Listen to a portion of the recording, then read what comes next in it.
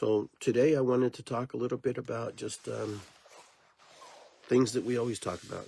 What people always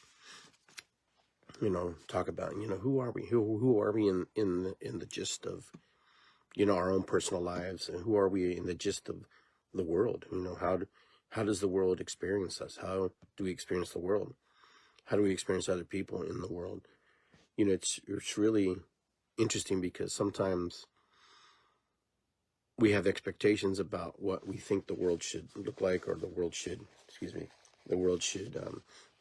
how we perceive the world and how others perceive us.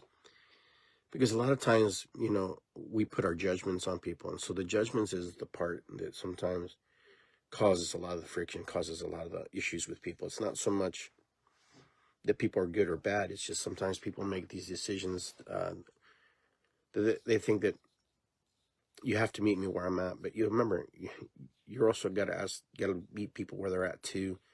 And then you got to find the balance. Then you got to find that rhythm, that balance, that harmony between both of you. And you'll know pretty quickly if that works or doesn't work, because sometimes it's there and sometimes it's not. And regardless if it's there or it's not there, you have choices you can make. And that's the thing about when you create friendships and relationships with other people, you get to decide if this is a good one for you or not. So many times we stick into partnerships and relationships because we think we have to. And, quite frankly and quite honestly, that's not necessarily good or bad for you, but it's usually not a good decision. You don't stick around because we think we have to, or think things are going to get better. And how many times have we done that? So you ask yourself, how do you think the world sees you? How do you think you see the world?